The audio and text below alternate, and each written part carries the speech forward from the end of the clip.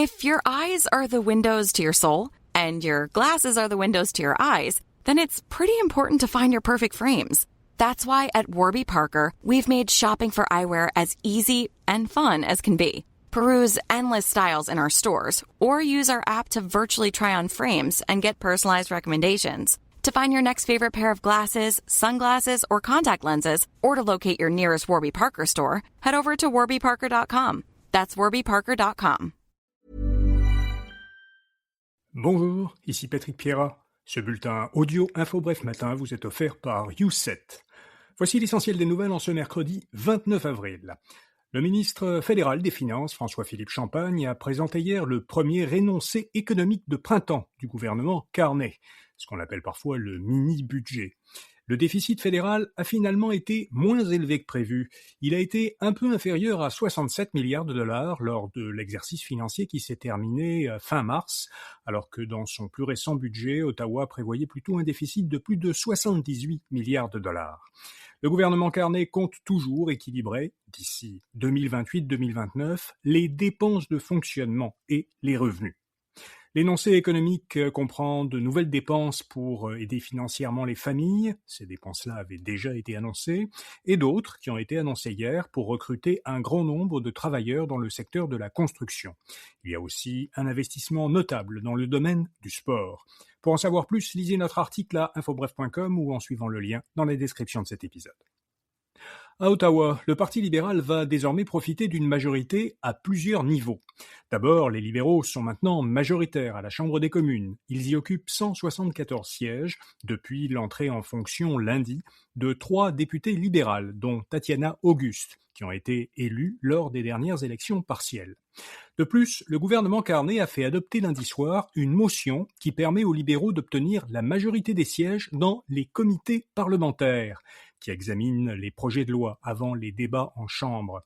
Il est rare qu'un gouvernement devienne majoritaire à la suite d'élections partielles et qu'il modifie par la suite la composition partisane des comités.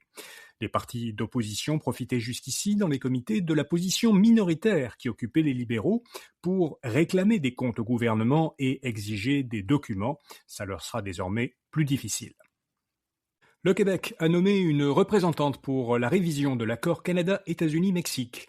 Le gouvernement a confié à Louise Blais un rôle d'émissaire auprès des gouvernements canadiens, américains et mexicains dans le cadre des négociations commerciales entre les trois pays.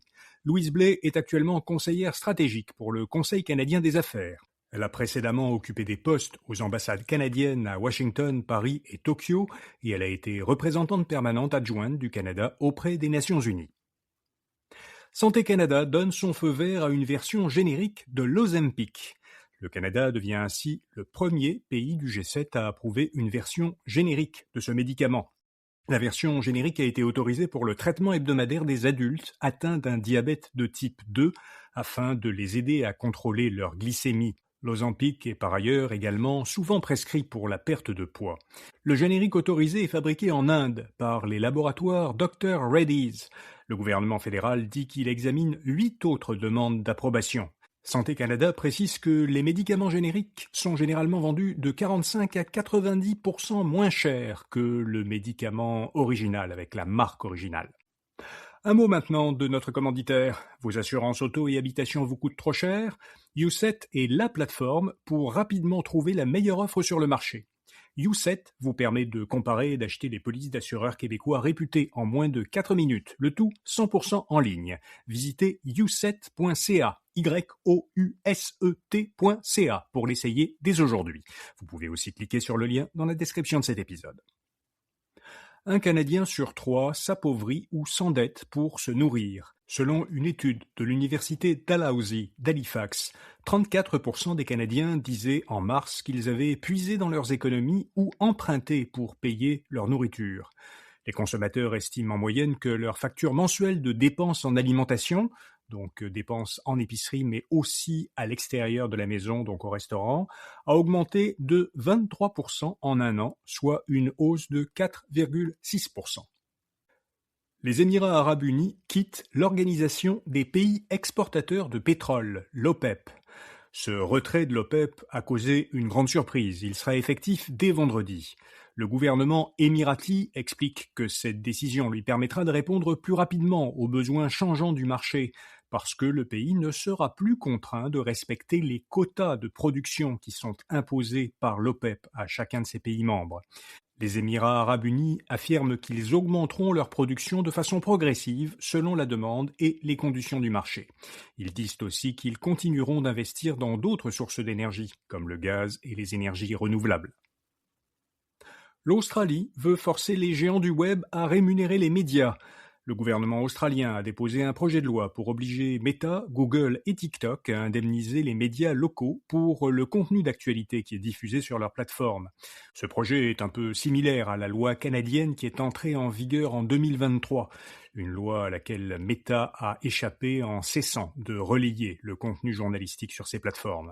La loi australienne va un peu plus loin. Elle forcerait les géants du web à choisir entre conclure avec les médias des accords de rémunération qui seraient jugés satisfaisants par le gouvernement, ou bien payer une taxe de 2,25% sur leurs revenus en Australie. La maison Simons ouvrira un 20e magasin et ce sera à Vancouver. Le détaillant québécois, qui exploite déjà depuis 2015 un magasin à Vancouver, justifie l'ouverture d'un second emplacement dans cette ville par une demande plus forte que prévue.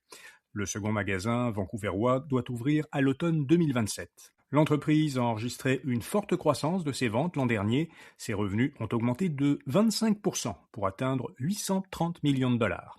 Voilà, vous savez l'essentiel. Bonne journée et à demain matin. At Pepco, we know that rising energy costs are putting real pressure on families and businesses across D.C. Since we don't control most of your bill, we're focused on all we can do to help our customers. Providing assistance through our Customer Relief Fund, investing in reliability to reduce outages and costly repairs, and advocating for long-term solutions. That's how we're helping customers today and strengthening the system for tomorrow. Learn more at pepco.com/energy costs.